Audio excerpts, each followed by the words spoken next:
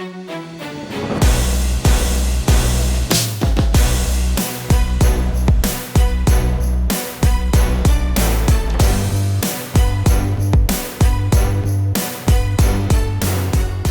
could be in peak physical condition as an athlete, but that's only half the battle. Being mentally prepared can be even more important in determining the outcome of any sports competition.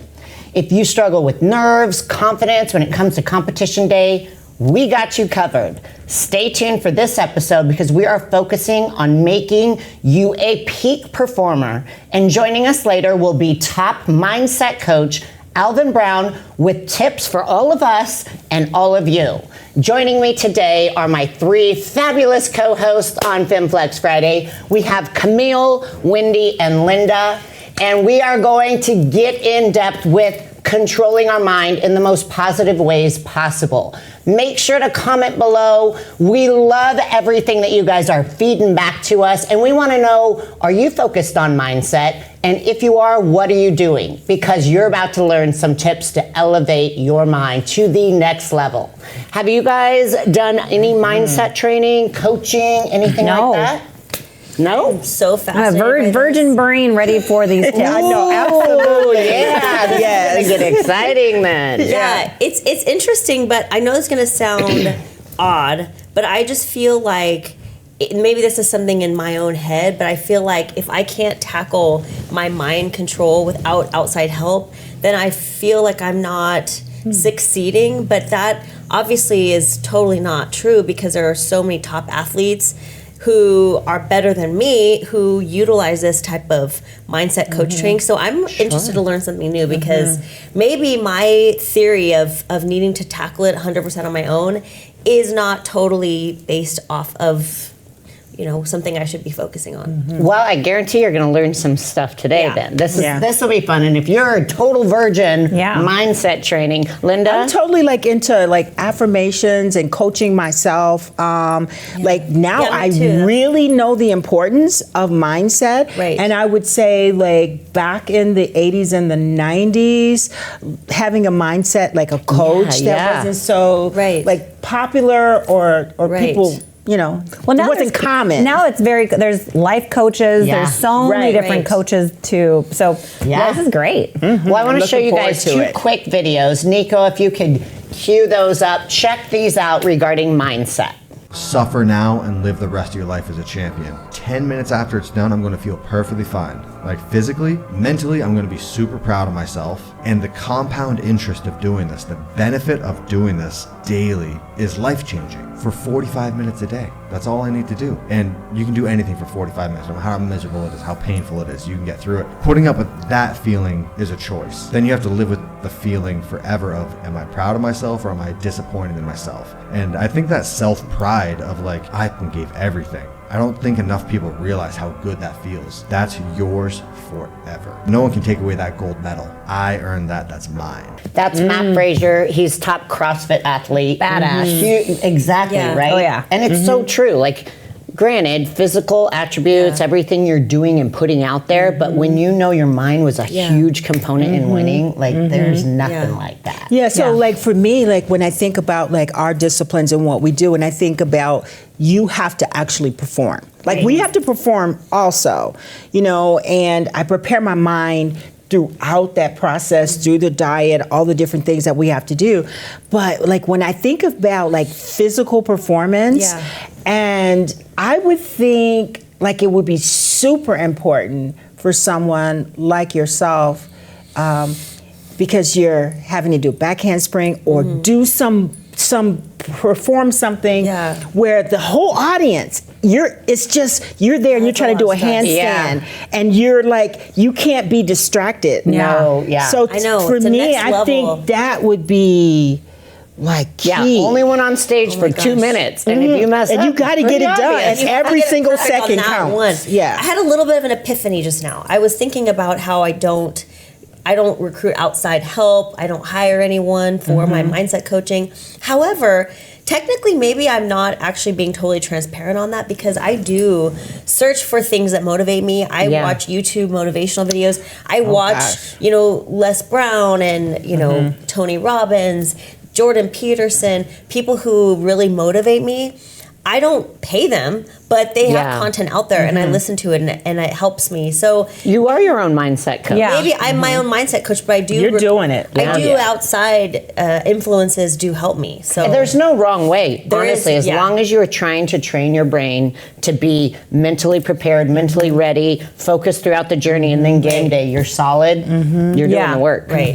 Because even when you're watching, like for us, when we're watching the Olympia, and people who do like at the top, if your mind will dictate how you do and perform. yeah. Oh, it sure if will. you have as soon as you start having those doubts on Yes. stage, everything goes downhill. Yep. I mean, for you, if you were thinking about like in your mind, like oh God, like I'm nervous, or I did that wrong, or if like you do a mishap and you're stepping, if you cannot move past that. Oh yeah, I face planted on an opening back tuck. Right. Boom, and it's like that was 10 You seconds did? in. Oh yeah, I mean, I face planted on a few. You just notice massive it. routine. Yeah. Okay, but yeah, you got to get up did and not. go. It's fine because if And you keep dwell on it, moving. your entire performance Oh, yeah. is just crap. Yeah. So, yeah. To your point, Camille, whatever you fill your mind with, whether it's the negative or the positive, it's going to come to fruition, Your body right? goes I have there. my clients say out loud, I don't want a donut, I don't want a donut, I don't want a donut, I don't want a donut. And then I say, what are you thinking about? Yeah, Having A donut. I'm not gonna fall, I'm not gonna fall, I'm not gonna fall, I'm not gonna fall. Yeah. What are you thinking about? You're thinking about that You're you're gonna not falling. fall. Yeah. You know? So it's like whether it's the positive or the negative, if you keep telling it to yourself over and over again, you're thinking about that. Yeah. You know? You've got to go in the right direction. So we have another clip. Kobe Bryant, I mean, gosh, he's a master at mindset. But Nico, roll that one. Let's watch this. You guys know that, you know, if you do the work, you work hard enough, dreams come true. You know that, we all know that. But hopefully what you get from tonight is the understanding that those times when you get up early and you work hard, those times when you stay up late and you work hard, those times when you don't feel like working, you're too tired, you don't want to push yourself, but you do it anyway. That is actually the dream. That's the dream. It's not the destination, it's the journey. And if you guys can understand that, then what you'll see happen is that you won't accomplish your dreams. Your dreams won't come true. Something greater will. I play to figure things out. I play to learn something, right? Because I think if you play with a fear of failure, or you play with a will to win, or that supersedes your fear of failure, I think it's a weakness either way, right? Because if you play with the fear of failing, you'll have the pressure on yourself to play, to capitulate to that fear. If you play with the sense of I want to win, then you have the fear of what happens if you don't. But if you find common ground in the middle, in the center, then it doesn't matter. You're unfazed by either, right? That enables you to really just stay in the moment, stay connected to it, and not feel anything other than what's in front of you. So I try to just be dead center. So if you fail on Monday, the only way it's a failure on Monday is if you decide to not progress from that, right? So to me, that's why failure is not existent. Because if I fail today, okay, I'm gonna learn something from that failure, and I'm gonna try again on Tuesday. What I've learned is to always keep going. We can go ahead and stop it there, but this is just, that kind of solidifies. Like, as athletes, most of you following along are in some level of athletic competition. And there's no such thing as being perfect and strong every moment of every day. We're always going to have our downfalls, but as you hear, it's how you recover from it. And we are going to take a quick break, but we are going to come back and bring on Alvin Brown, who's worked with some amazing athletes in our industry and business professionals, athletes in other sports. We're going to get tips from him to help you become the best that you can possibly be. Stay tuned.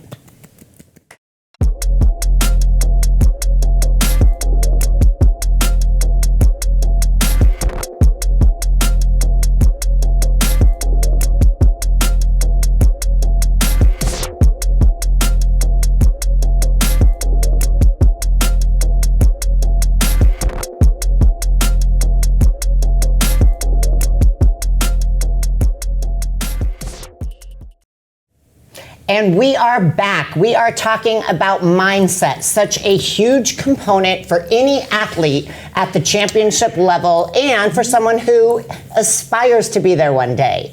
So we have to bring on the best of the best. We have the CEO for the Center of Healing and Peak Performance, Alvin Brown, who's joining us. Alvin, thank you for helping us get our minds right. You know what? Thank you very much for being here. And I want to make sure before I start thanking Missy Truscott for connecting us together. So Yes. I'm looking forward to this. I'm really looking forward to this. Perfect. Yeah, she did a name drop, and of course, we know that you've worked with several athletes in our industry. Yeah. You've had a huge impact on her career and her mindset as she's a top-level athlete. So, of course, we want to tap into this brain of yours. So, Alvin, can you share with us how you got started? Like, you've been doing this many, many years, but what was it that helped you kind of choose this direction in life? Yeah. Great question. So I started in this field of wellness and health and wellness about almost 30 years ago, believe it or not. Wow. Yeah, actually in the observing people. But before that, I was an elite athlete.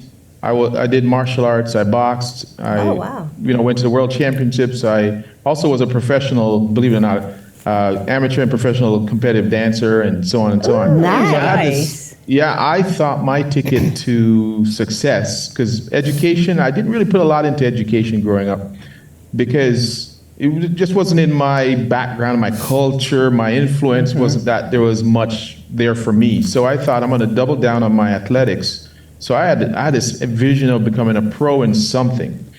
But, as the years go on and the window of opportunity started closing, I said, what am I going to do with my life? When I'm moving from here, I was starting a family.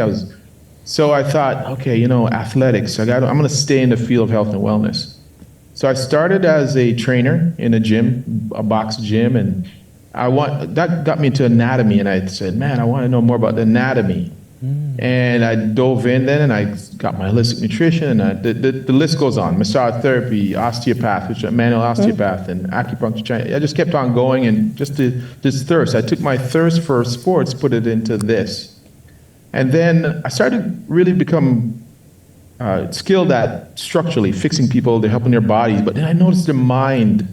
The mind was a stopping gate for a lot of people. It just, they say 90% of business, sports, and our lives are between our ears of the roadblocks that we go through. Because you all know, you can train somebody and teach them the 10 steps to a better squat, there's books, today is not a lack of information, Right. but what's happening today is a lack of execution. And that's because it's between our ears. I can teach you this 10 steps to better business, relationship, anything. I can teach you the 10 steps, the certified 10 steps. But will you execute? Or will you be struggling with imposter syndrome? Will you be struggling with limited beliefs about what you can and can't do, what you were told to do, all these kind of things, what you're told your limits were?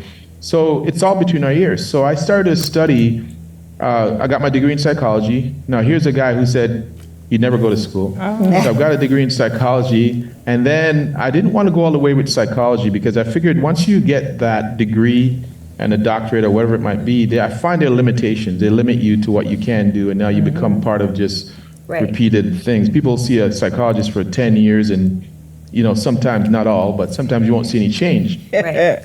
So I started to study a thing called NLP, Neuro-Linguistic Programming. And I find NLP is the user's manual to how the brain actually works. It's very structured on how we change. It gives you steps to change, steps. And it says every experience we have, there's a structure to it, and all you have to do is deconstruct it and give the person the right instructions they need, and they can execute. So I started to really put my double down on that. So every time I would get an athlete come in to see me, I would always seep in the mindset, because it didn't come to me for mindset. That wasn't what I was known for. I was known for my structural work. A lot of people came to me for performance of their body and their structure and getting out of pain and performing better. Like, for instance, my list of people, Jake Cutler, Ronnie Coleman, Ben Pekulski, Fuad, Laura Benetti, the names just kept coming. And then in the 90s, I wish I had social media in the 90s. I would be, all over the place with that, because I would have had a lot of content. But, a lot of my OGs are retired now. So, I kept seeping in the mindset in my work, we'd be on the table listening, and I'd be we'd put on a tape, a tape, that shows you long ago. We'd put on a tape, we'd put a tape on, a CD, and we'd listen to these mindset things as I'm working with them. Ben, for instance, that's how I became known. So that hour would be about physical body, me fixing their structure, me seeping in this information. So it's been on the side that I've always wanted to venture into this mindset piece. So when the pandemic happened, I doubled down on it, and because I was sitting at home, and I doubled down on it, and came up with the personal mastery brand, because I find for me, the when I think back to why I was the first one in, the last one out of the gym. You may work as hard as me, but you will never outwork me. Why didn't I go over that next level? And what I found was the guy in practice wasn't the guy who showed up when it was game time. There's somebody else showed up, and I'm watching him going, who are you? So I knew the mindset piece was a big one for me. So this is why I kept pushing it, because I realized that I can fix your structure. I can get you out of pain, but I can't, there's nothing I can do about between the years when the lights go up or you make a big deal of a competition or your competitor. I know I couldn't do anything with that with fixing your structure. So I started getting into the mindset piece. So that's how this evolved into where I am now, and into why my passion for helping athletes to go that last step. Because it's amazing to me when I still see people surprised or thinking mindset work is woo-woo, or it's something foreign, or it's something. We still have some skepticism about doing mindset work. It's weird to me, because why wouldn't you work on your mind? We popped out of that womb and we didn't get a rule book, right? We didn't get the rules. So why wouldn't you not go and search for it? And we're lucky for our parents gave us the rules, because they themselves didn't get the rules. Yeah. So we're literally finding, and you're going to get whatever they hand down to you is what that's your rule book, and you hope it's some good rules. So it's up to us to go search for it, really and truly. That's amazing. And obviously with, it's not just athletes you coach. So you did say you coach business professionals. Yep. Or is it totally two separate ways that you go about coaching? Or are there a lot of similarities when you deal with a top athlete and a top CEO? Good question. Great question. If you look at my book, and you can see it behind me over my shoulder, when I put on there, I put a business suit and a boxing glove, because I find the two are the same. The execution, just think about what you need to get to stage, what you need to get to a competition. Now just think about business, what you need to do business. You need focus, you need drive, you need resilience, you need coaching, you need some help, you need information. It's the same process. That's why most athletes become really great business people, because they have the same competitive edge. They don't want to lose, same as business. Business is very competitive. So it's a great question, because they both go hand in hand. So I do the same strategy. Some may be a little different, obviously, because the biomechanics of getting to stage and lifting and your competition and so on, that might be a little different. But it's the same mindset necessary to be successful. That's incredible. It's just wonderful. It's so incredible. Man, I agree with you 100%. Oh, yeah. I know the importance of mindset, and I can say that back in the day on stage with athletes and competitors, I always knew, like instinctively, when I had a conversation with the woman that was placing second, a rivalry, she kept placing second, Laura Crevel, the third and fourth. Yeah. And for me, it was what was going on inside them. It was their mind. And I remember a competitor in particular. She had won the USA. Everybody was talking about her. She was up and coming. And they were like, oh, Lenda, you got to see this woman. Like, she's the one. She can beat you. And so for me, was like, I can look at the picture, see her physique, but I wanted to meet her. Yeah. And once I met her, had a conversation, I was like, you'll never beat me. Wow. You will never beat me, because I recognize, like, you got to fix what's going on inside up here, Actually, so I have a question for you about that. So what is, because you've worked with a lot of top athletes in your day, and what would you say is some of the top roadblocks people face when it comes to like succeeding, and like what holds people back the most? The average person. The average person. Well, the average. I mean, I would consider. No, that was the answer. That was the answer. The average person. Really? We hold ourselves back. There's zero there. Once you can beat that enemy within you, no one else. Listen, if we all showed up at the same time to go for the same thing, the only thing you have to beat is yourself, because I put on my, the same blood in my body, the same everything else.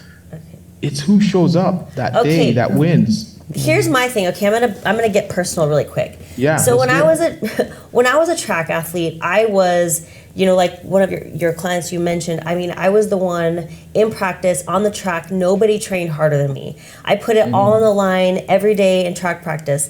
I had this really severe case of anxiety on race day, and before a race, I would get so anxious, and it was almost uncontrollable. I would like not be able to sleep. I didn't have an appetite, and it's like getting over myself. It just seems like so simple, but it wasn't. So how would you deal with an athlete like that? Because I'm not exactly going to go back to the track again. I'm too old for that, but I wish I could go back and tell my younger self something. And that's so common. That is so in our common. industry. Yeah. Yep. Yeah, huge. That's a great question. And what we have to do sometimes is we have to listen to when we hear the voice of negativity pop up, of you can't do it. Sometimes we have to step back and listen to it or see different. So we process information in 3 different ways, right? When we go through our life, you could be visual, auditory, or kinesthetic. Okay, that's how we process. Some of us are auditory, we learn better when we hear. Some of us are visual, we better when we see, and some of us are feelers, so we're kinesthetic. So if you think about the first time you hear that, when you go to say, I'm going to do something big, and I quote because it's as big as you make it, but say you're going to do something important, and you hear that voice comes up of judgment or whatever the narrative is. I want you to stop and go, who's saying it? Because we were born courageous, we were born free, we were born we were blank slate, but someone of influence told us how far we can go. Yeah. And we believed it, and we bought it. So I'm going to guarantee it's never you who were at that track field. It was somebody else. It was someone of influence put it in your head that this thing is a big deal, and maybe you're not ready for it yet. You know what is so crazy about that is that when I first started running and I didn't know that I was good at it, I didn't have any nerves. I was like, and then as soon as I was winning, all of a sudden the pressure started mounting.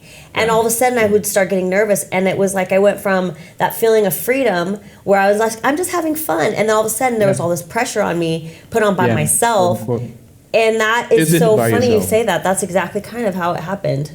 So I'd ask a question. You said it was put on by yourself. But if we go back and just go quiet for a minute and really think, is it put on by yourself? Or are you starting to think about, who am I going to let down? Who's going to say something? I remember my daughter, this is a great point you brought up. My daughter was she's built a lot like me, very stocky, and everyone's always looking at her for track and field. So there's a man that she was being coached by, and he was super excited. He actually coached one of our Canada's hurdlers back in the day, Perdita.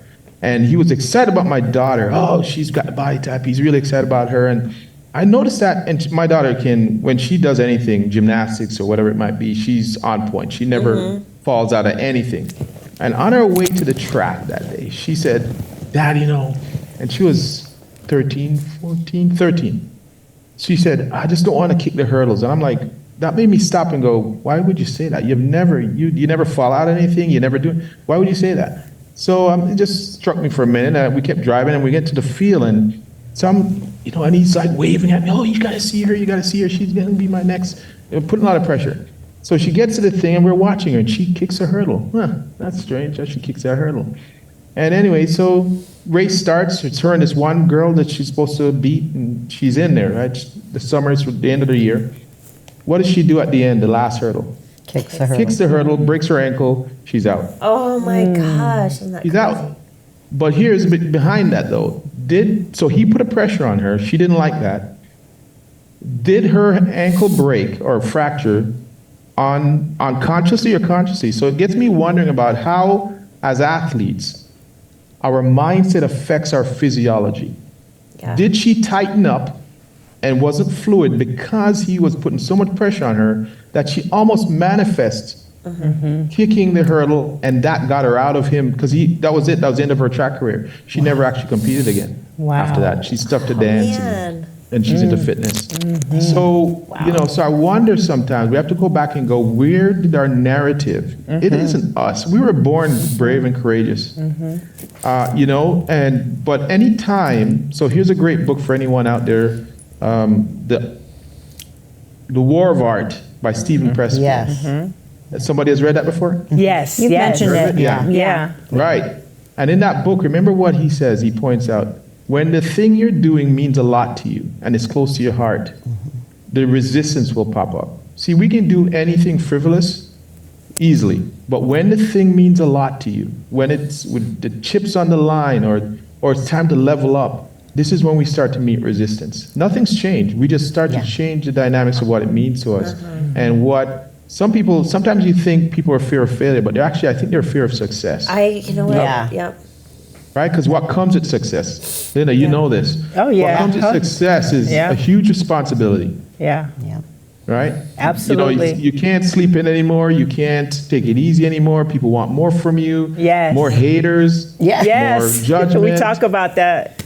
Right. Subconsciously, guess what we do? We shut it down subconsciously. Yeah. So when you work with somebody and they overcome this mounting level of pressure, what would you say?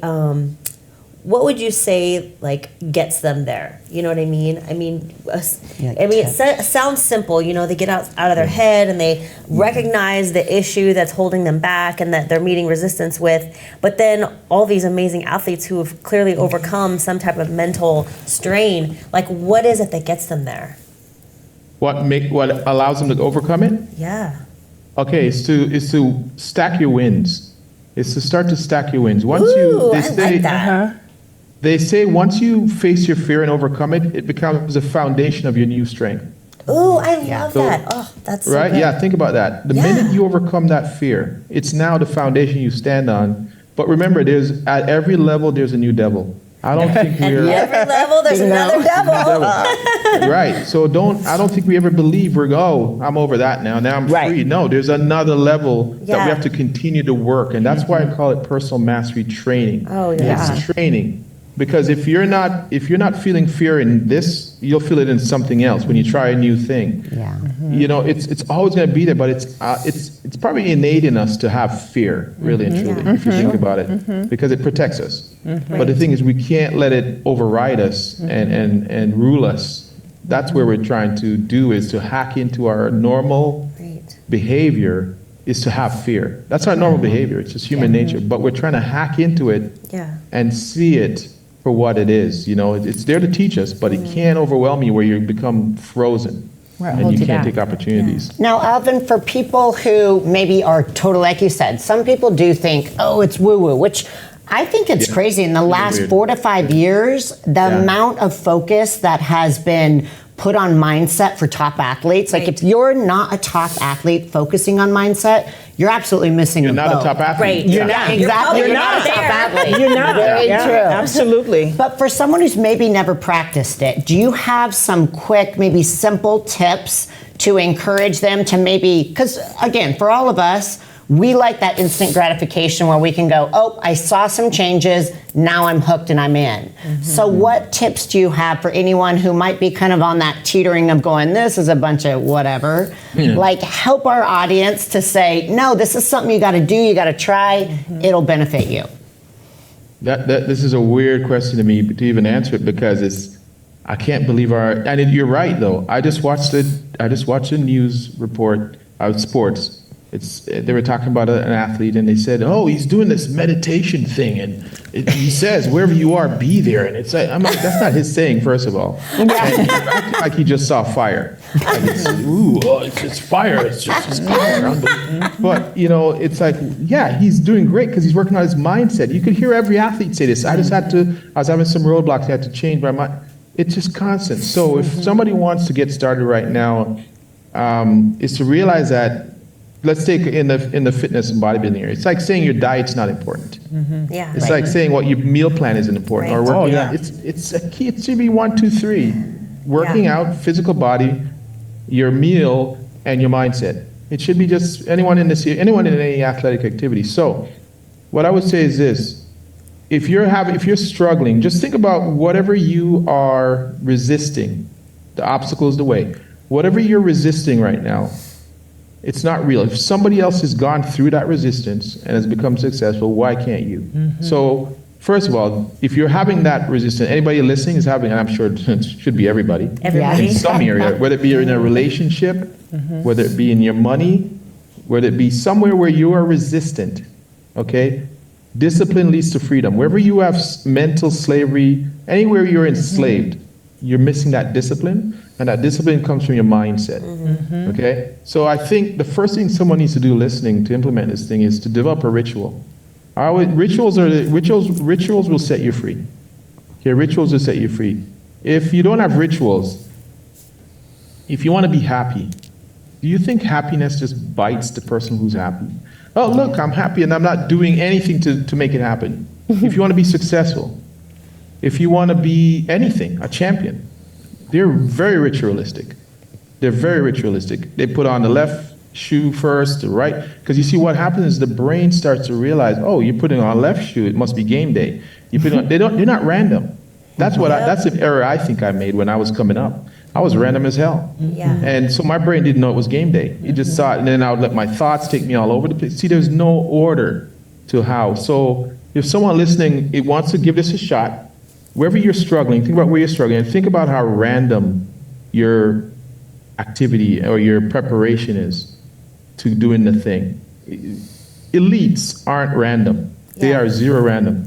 And all of you know this because you're all... We just had an episode about this. Yes. Yeah, all of you know I'm right. That none of you accidentally became great. None of you on there became great. Random woke up and, oh my God, where am I? Olympian. You know what? You said something that really resonated with me, and I just had like an aha moment.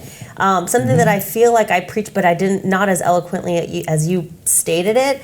But you were talking about how you celebrate the wins, and I think that there is some comfort in every time that you overcome just even a small little fear.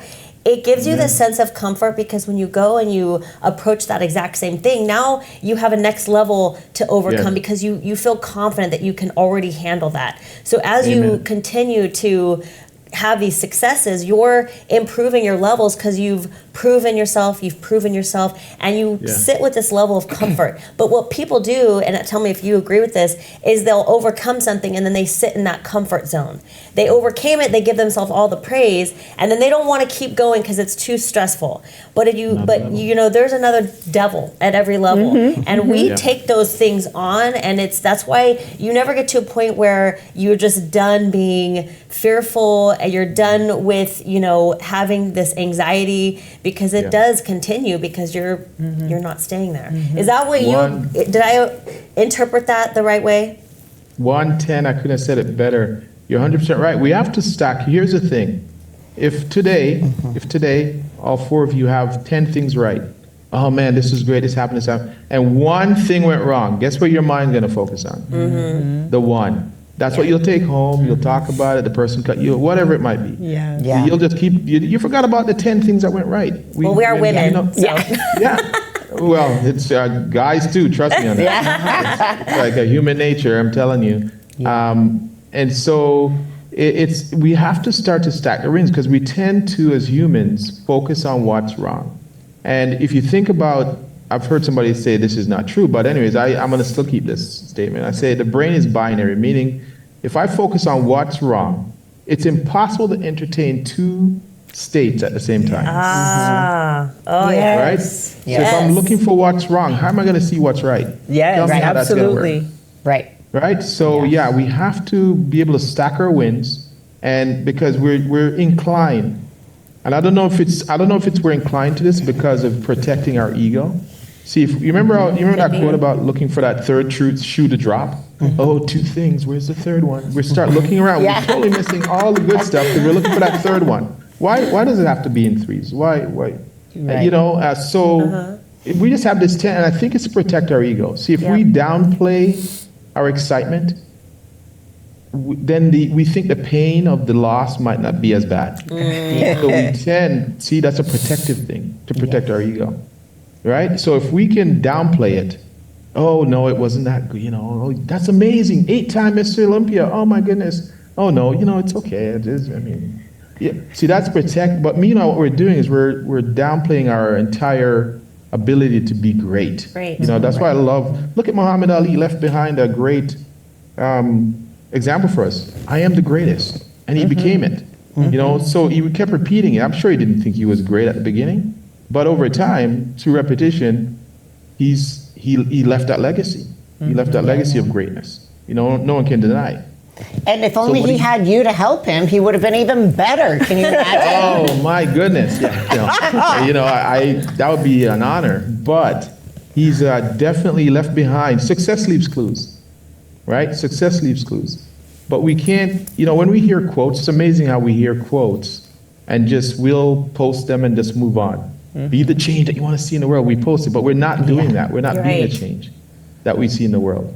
Right, and I'll speaking of quotes, a quote that applies here is, you won't rise to the occasion. You will never rise to an occasion that happens in your life.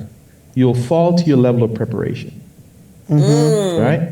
Yes. Think about that. Yeah. Think about that. When something happens to you, mentally, emotionally, physically, if you're not doing the work on the mindset piece, you will break. You will break on that. But if you're doing the mindset piece, it will still hurt. The event will still be have an impact on you. But the level that you'll fall will be less because you've been doing the work. So this idea of the mindset piece, people thinking it's woo-woo. Wait till something happens to you. And it's not a if, it's a when something happens. Right. Like currently right now, you know, I'm going through some things with my son. He's 30 years old. But he incurred a condition, you know, that we're dealing with right now that's pretty life-threatening.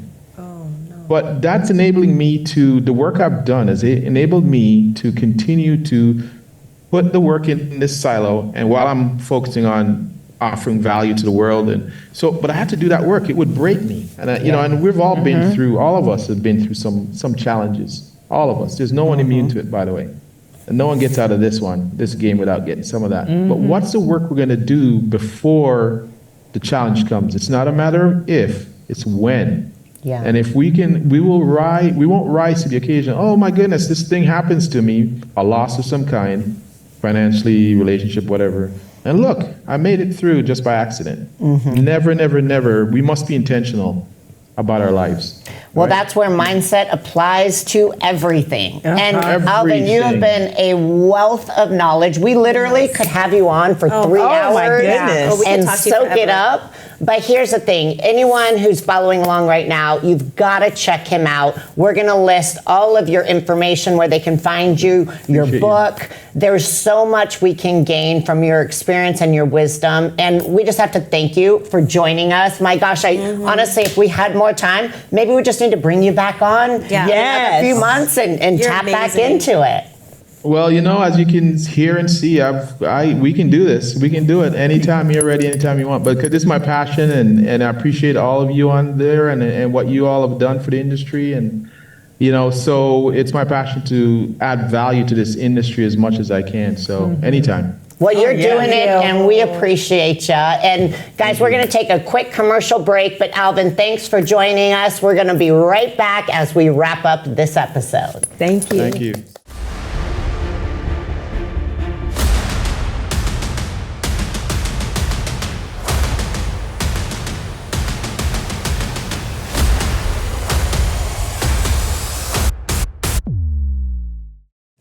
That was such valuable information. Mindset is crucial for everyone out there listening. It's something you got to tap into. So check out Alvin Brown. We definitely will be doing many more episodes on mindset. So comment if there's something specific you want us to talk about, to bring on an expert to deal with something you're struggling with. Comment below, like, subscribe, and we appreciate you guys following along. That wraps up another episode of Femme Flex Friday. We'll see you next time. Bye.